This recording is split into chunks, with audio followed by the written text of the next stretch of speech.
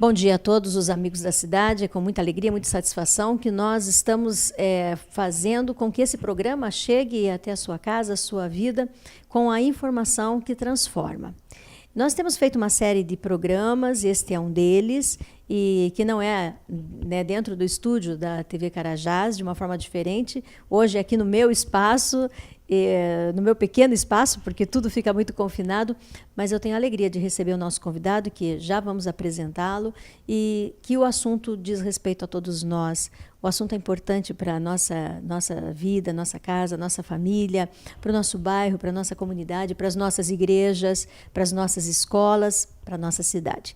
E eu quero agradecer muito a Deus porque podemos estar aqui reunidos, e eu quero agradecer também você, porque você faz parte desse projeto e desse programa Amigos da Cidade.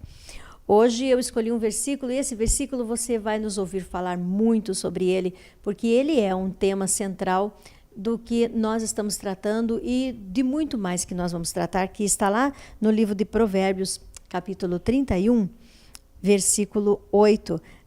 Esse capítulo, na verdade, o capítulo 31 de Provérbios, ele fala sobre os conselhos para um jovem, como ele deveria encontrar alguém que estaria ao lado dele, suprindo e favorecendo a sua vida, como um jovem príncipe, um jovem rei. Mas o versículo 8 que nós vamos destacar nessa manhã diz assim: abre a boca a favor do mudo, pelo direito de todos os que se acham desamparados. E é esse versículo que nós realmente queremos levar à frente. Essa palavra está nos ensinando, está nos dizendo que devemos abrir a nossa boca em favor daquele que não pode falar, que nós devemos nos colocar à frente daqueles que estão desamparados. Por este motivo, eu quero que você, amigo da cidade, pense assim. É uma convocação sóbria, uma convocação amigável. Você pode se levantar em favor do desamparado. Eu posso, você pode, e juntos nós podemos fazer muito melhor, com certeza. Muito bem, eu quero apresentar para você o nosso entrevistado. Ele está aqui comigo nesse momento. Aqui é tarde, mas você vai assistir o programa pela manhã. E o meu entrevistado hoje, ele é filósofo, ele é historiador e ele é terapeuta familiar. E eu fiquei encantada porque já conheço ele, conheço bem de outras funções que ele já exerce e exerceu, mas essa parte de terapeuta familiar, puxa, achei muito especial. E o meu entrevistado é o Samuel, uma pessoa muito conhecida dentro de Campo Mourão, e eu tenho certeza que não vai ser estranho para vocês. Bom dia, Samuel, seja bem-vindo. Bom dia, é uma alegria estar com vocês nessa manhã, para que nós possamos estar falando um pouquinho da vida. O nosso desafio é a vida, né? Vivemos bem, sermos felizes, sermos plenos de alegria e de felicidade. Então vamos tentar compartilhar nessa manhã um pouco isso. Vamos sim. Nós temos feito, Samuel, uma série de programas, já tivemos alguns, vamos dar continuidade, talvez esse mês de março quase que por inteiro, e o nosso assunto tem sido muito voltado para a criança, voltado à violência, aos perigos na área emocional, na área física, tanto de crianças como de adolescentes, e o eixo de tudo isso é família. Então, nós sempre encontramos o fato de que a família é tão necessária, a família é uma célula de estrutura. E, claro, todas as famílias têm seus problemas, suas dificuldades, e ninguém precisa ser igual a ninguém. Mas a importância de ter uma família que possa responder por essa criança e por esse adolescente, que vai se tornar um jovem, que vai se tornar o homem, a mulher do futuro. E nós não podemos deixar de falar e de pensar na questão da drogadição e da dependência química, que é uma coisa que assusta, incomoda, preocupa e que entra no assunto violência. Quando a gente fala nessa dimensão de família, né? Perguntar assim, o que é família para nós? E a resposta mais bonita que eu acho é que família é o lugar onde a gente encontra sentido para a vida. É o lugar onde a gente encontra sentido de fato de poder viver. Então, encontrar esse lugar é a gente poder voltar para casa, partilhar a experiência da vida, e encontrar respostas juntos, construir a personalidade da vida junto. Quando nós perdemos essa referência, onde a gente perde o lugar, onde a gente perde o sentido da vida, a gente sempre vai estar procurando outros subterfúgios sociais para que possamos colocar no seu espaço, no seu lugar. Então a família é o lugar onde tudo conflui, onde tudo recai, onde tudo chega. E a partir dali, dessa confluência de ideias, de valores, é que nós precisamos purificar para que nós possamos dar como resposta da família para o mundo crianças felizes, adolescentes prósperos, jovens conscientes, para que possamos formar um cidadão e uma cidade totalmente transformada e feliz. Então essa é a grande perspectiva da resposta que a família tem que dar para a sociedade, né? Olhando para a nossa cidade, para Campo Mourão, voltando assim os nossos olhos, porque quando nós falamos sobre violência e falamos sobre a questão da dependência química, claro que viajamos um país inteiro, um mundo inteiro contaminado por todo esse mal.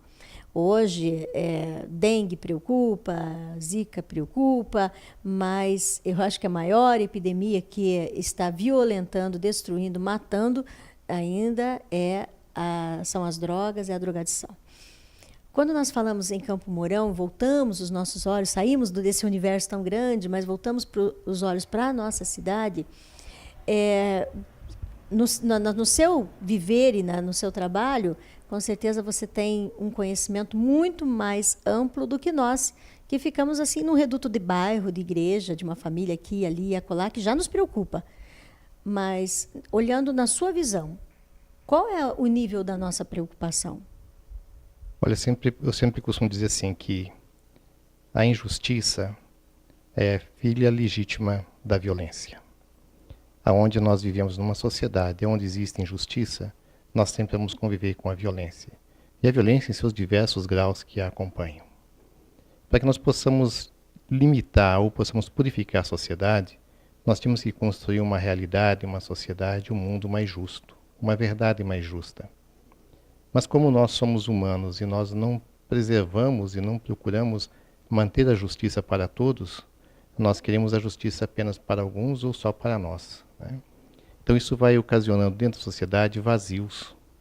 E dentro desses vazios a gente vai semeando espaços para que as violências venham acontecendo. As manifestações contrárias àquilo que nós chamamos de justiça aconteçam.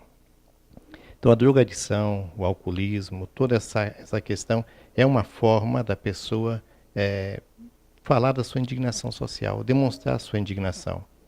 Ou seja, para com a pessoa dentro da sua família, seja com a pessoa em alguma determinada situação, ou com a sociedade como um todo. Então sempre a questão da drogadição ela vai estar ligada a essa questão da violência. Às vezes não é uma manifestação clara com relação a isso. Mas no trabalho, na recuperação, na transformação da pessoa, quando ela recupera toda a sua sensibilidade de vida, ela vai percebendo no primeiro momento que ela estava sendo vítima de algo e a sua ação, não de vingança, mas de cometer uma resposta social, foi esses subterfúgios que a droga muitas vezes. E olhando à nossa volta, nós dizemos socorro, né? Socorro, mas esse socorro às vezes sai assim em fala, às vezes sai em atitudes, em ato, e às vezes só sai no olhar. E muitas vezes nem no olhar, mas no desviar o olhar. É assim que a sociedade trata as coisas, não é? A sociedade vive muito nas suas circunstâncias, né? Aliás, o mundo vive nas suas circunstâncias, nos seus espaços, nos seus guetos, nas suas realidades muito, muito presas. Você pertence ao meu grupo ou não pertence ao meu grupo? Então a sociedade, não que ela venha discriminar muitas vezes, mas inconscientemente a gente procura nos unir sempre aqueles que são mais próximos a nós. E quando nós ficamos próximos a nós estamos deixando outros à margem. Então é exatamente na sociedade, quando fica essa margem, são os espaços da negatividade social que começam a aparecer. Não é fácil a gente poder trazer todos para esse mesmo ambiente, trazer todos para uma mesma situação. Mas também não é fácil conviver e sofrer um adolescente ou uma criança, sofrer essa discriminação como um todo, ficando à margem muitas vezes. Então esse grito de socorro que a sociedade faz, esse grito que a sociedade coloca, começa a haver uma transformação quando ela começa a rever a sua historicidade. Se o ser humano não conhecer a sua história, ele não consegue mudar a sua vida. As pessoas estão hoje vivendo, mas quantas pessoas que não têm história, não conhece a sua história, não buscava suas raízes, não encontrava suas dimensões para poder construir-se como pessoa, né? Então, quem perdeu as suas referências, o que restou para ela, né? Então, restou aquilo que é imediato, restou aquilo que dá um prazer circunstancial rápido. E a droga faz isso muito bem. Então, as pessoas vão se agarrando nessas dimensões, não tanto para sentir o prazer, mas para fugir da dor, né?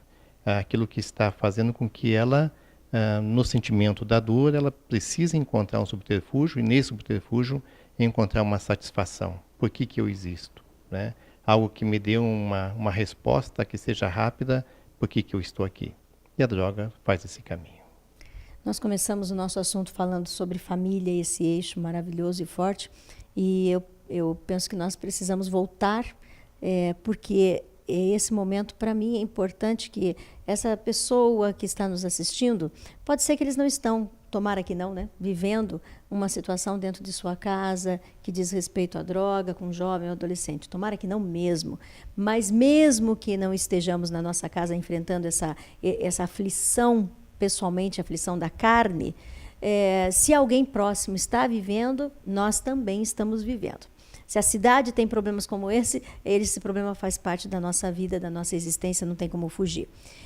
Então, voltando a tudo isso, talvez eu precise dar orientação, conselho. Talvez a pessoa que está nos assistindo também possa dizer, olha, eu quero procurar você, família, pai, mãe, para te dar uma orientação. A família que precisa de socorro, eu vi aqui, né, na questão da terapia familiar, e para pessoas que estão vivendo essa questão da dependência química, você pode nos direcionar a isso? Isso, nós temos um grupo que é chamado alguns falam grupo de autoajuda, a gente fala que é um grupo de convivência, é um grupo de troca de experiência de vida. É um grupo que faz a gente poder amadurecer um pouco mais buscando referências para a gente poder viver. E talvez uma das formas mais bonitas de encontrar resposta para essas dificuldades, a gente encontra num programa chamado Amor Exigente. E eu gosto do Amor Exigente porque ele é exatamente isso. Quem ama, exige. Quem ama, cobra. É exatamente porque eu amo você, é que eu não vou admitir que faça coisas erradas. E somente poderá dizer isso para alguém, aquele que é pai, aquele que é mãe. Então, sempre que nas nossas famílias nós tivemos um dependente químico, tivemos alguém no alcoolismo, ou alguém que esteja enfrentando outras dificuldades nos dias de hoje, que são tantos referenciais, que levam as pessoas a perderem a sua noção, a gente diz sempre assim, que no tratamento da dependência, o número 1 é sempre a família, o número 2 é o dependente. Então, quando tem um dependente na família, a família toda fica doente junto com ele. Ele passa a dominar totalmente as ações da família, através da mentira, através da chantagem emocional, através das suas emoções, através das formas como ele vai usar para se manter sempre no domínio e no poder da ação. E quando ele passa a dominar isso, a família toda fica doente. Então, no primeiro momento, a gente trata a família, para que a família possa enxergar o problema, se fortalecer do problema, e a família possa, então, ela retomar as rédeas da vida, retomar as rédeas da casa, retomar força para poder dar uma resposta a esse que está dependente hoje. Então, nosso grupo, nós estamos chamando ele agora Somente Amor, porque nós acreditamos que somente o amor é capaz de mudar a vida e mudar a pessoa do dependente, porque ele saiu de uma dimensão da felicidade, achando que encontrou a liberdade e não a encontrou. Por isso a gente fala assim que o homem feliz é aquele que consegue controlar os seus desejos pessoais, né? E o homem infeliz é aquele que já não consegue mais controlar os seus desejos pessoais. Então ele passa a ser controlado por outras dimensões. Então a droga e o álcool passam a controlar a vida dele, não porque ele é livre, mas porque ele é infeliz. Então o que nós procuramos sempre trabalhar dentro desse novo programa, Somente o Amor, é exatamente essa dimensão. Como reencontrar a dimensão da felicidade, mas primeiro controlando os nossos desejos pessoais. E quando esse trabalho que é feito com a família precisa desejar, ela precisa realmente dizer, nós queremos esse tratamento e buscar esse tratamento. Eu sempre vejo assim, quando a família ela nos procura, é porque ela já não sabe mais o que fazer. Já está num Já estágio está, muito avançado? já está num período assim de muitas dificuldades. O ideal seria com que a família viesse buscar a prevenção. E normalmente a família só procura depois do problema já está vivendo profundamente o problema. Então o que nós gostaríamos é que houvéssemos, através desse programa, uma dimensão maior de prevenirmos a sociedade, para que os nossos filhos não caiam, para que as nossas famílias se preservem. Mas quando a família chega até nós, a primeira dimensão que a gente tenta ver é que o problema não é a droga. Que a droga é uma consequência de tudo. Mas que a gente tem que ver a historicidade do porquê que chegou-se a essa dimensão e como nós podemos somar força para poder mudar essas atitudes. Então nós trabalhando amor exigente, nós trabalhamos uma dimensão de princípios. O amor exigente trabalha em 12 princípios. Então o programa, para você fazer o programa todo, são 12 semanas, né, de intensa reflexão, vivência e ações que ela deve levar para a semana para que ela possa trabalhar e se fortalecer na dimensão da vida. Então o primeiro princípio que a gente trabalha com os pais na dimensão do amor exigente, na dimensão do somente amor, é exatamente quais são as nossas raízes culturais, quais são as raízes da nossa família, de onde nós viemos, como que nós crescemos, como nós desenvolvemos, aonde ficavam os nossos filhos, ou melhor, onde ficavam os nossos sonhos. Porque quando nós fomos nos casar, construir a nossa família, nós tínhamos sonhos. Nós tínhamos uma família feliz, com filhos bonitos, com filhos com futuros grandiosos. Nós sonhamos. E às vezes a gente tem que perguntar, aonde é que ficavam os nossos sonhos? Normalmente quando a família chega no amor exigente, ela chega para nós, ela já chega com os seus sonhos totalmente desfeitos. Então nós vamos recomeçar a reconstruir, rever esses sonhos. Então a pessoa começa a se redescobrir diante da sua própria dimensão, aonde que ela perdeu-se no caminho. Então a partir dela pode se fortalecer novamente. A tal forma que ela possa chegar e dizer assim, mas eu sou capaz de decidir por mim mesmo. Eu sou capaz de saber o que é certo ou errado. Eu sou capaz de afirmar para o meu filho, para minha família, quais são os passos e por onde a gente deve caminhar. Então é uma questão da gente começar a rever a historicidade, a rever a dimensão da gente ser pessoa. Nós cometemos erros, mas os erros que a gente comete não são erros da nossa autoridade enquanto pai e mãe. Então nós temos que recuperar a nossa autoridade de pai e mãe. Então quando a gente começa a recuperar essa autoridade, a gente começa a dizer o que pode, o que não pode, o que é certo, o que é errado. O que a gente não pode ficar é exatamente preso às culpas. E infelizmente quando o pai e a mãe chegam com o problema, eles já chegam presos a culpas, sempre justificando, e justificam que pode ser o vizinho, justificam que é a escola, justificam que é a sociedade, justificam para não querer assumir a sua responsabilidade. Então o primeiro passo é conhecer a sua historicidade, recuperar a sua autoridade e assumir de fato as responsabilidades que tem.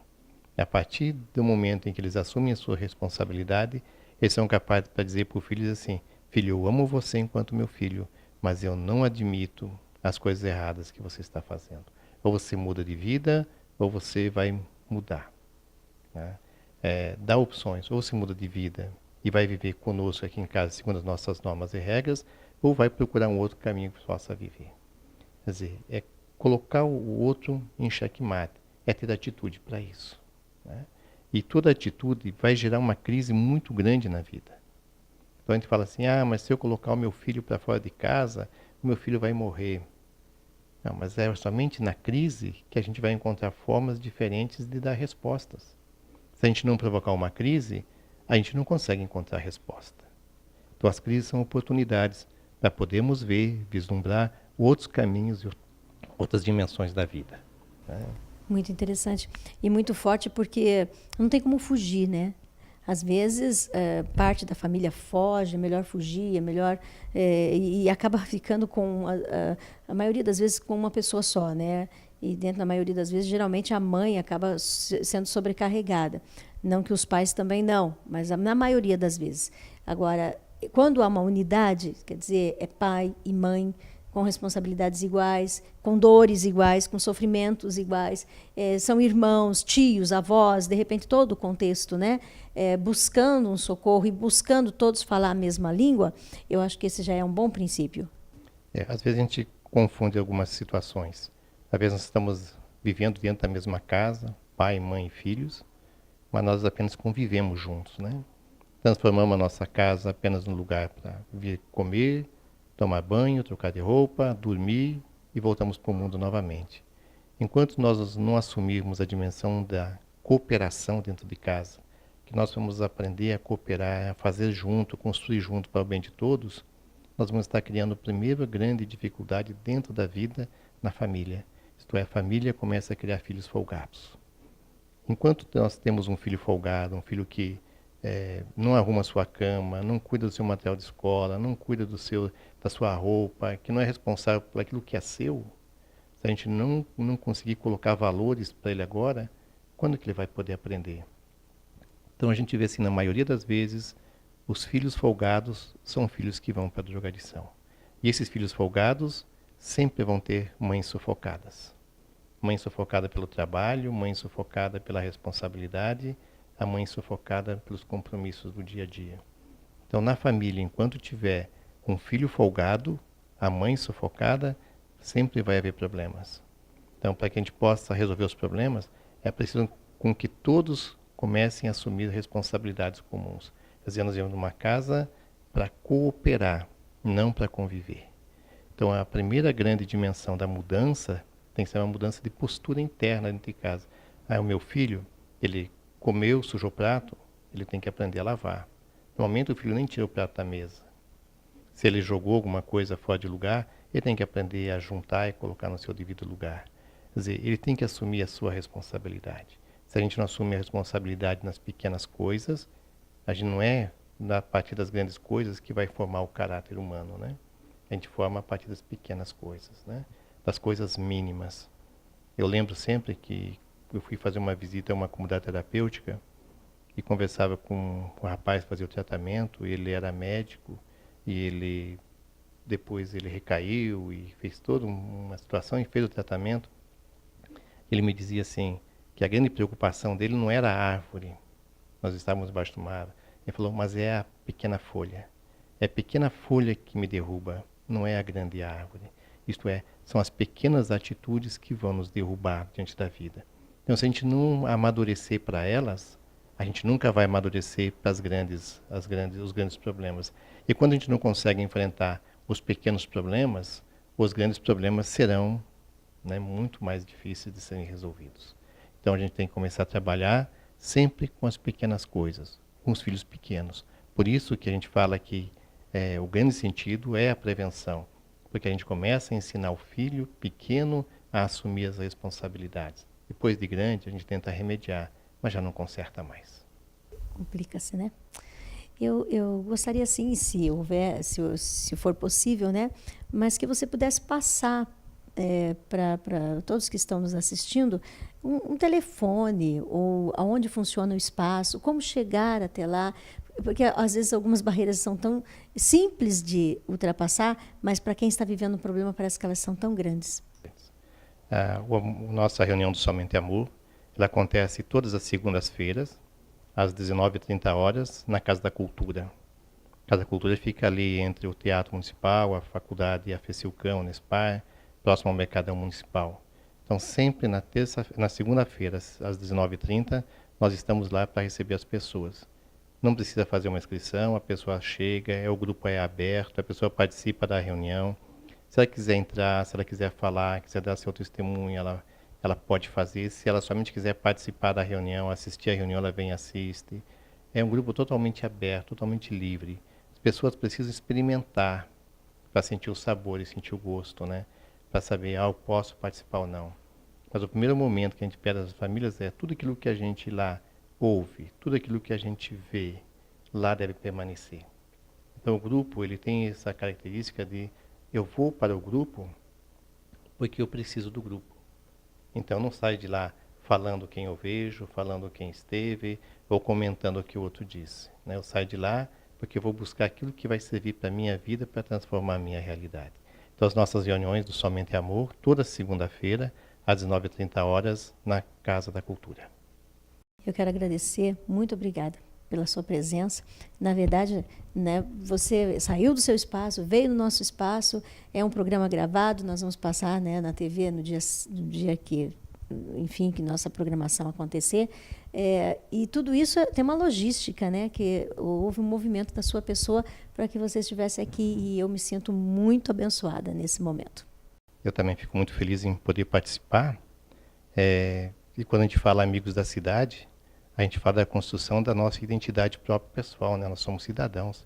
E como cidadãos, nós sonhamos com a nossa cidade, nós vivemos a nossa cidade, nós nos preocupamos com a nossa cidade de maneiras diversas, né? Cada um dentro do seu setor, da sua função, do seu trabalho, da sua realização do seu sonho, mas nós precisamos construir e fazer com que Campo Mourão seja, de fato, o melhor lugar do mundo para a gente viver e ser feliz. E para isso acontecer, depende exatamente da construção que cada um de nós fizer. Né? Cada um tem que dar a sua contribuição. E nós estamos aqui hoje dando essa pequena contribuição. Muito obrigada. Eu que agradeço. Nós vamos fazer um momento de oração. Vou encerrar o programa com esse momento de oração, que é o nosso momento de todos os dias. E lembrando um texto maravilhoso que está escrito no Evangelho de João, capítulo 3, versículo 16. Deus, o Pai, Ele amou o mundo de tal maneira que Ele deu o seu Filho, Jesus Cristo, para que todo aquele que nele crê não pereça, mas tenha a vida eterna. E eu quero destacar nesse versículo a palavra amor. Deus amou tanto que Ele deu tudo que Ele tinha de melhor. Então, ame. O grupo tem um nome maravilhoso, né? Amor. Então, venha para o grupo, você que precisa, e dê o seu amor. Eu tenho certeza que muitas coisas vão acontecer para melhor.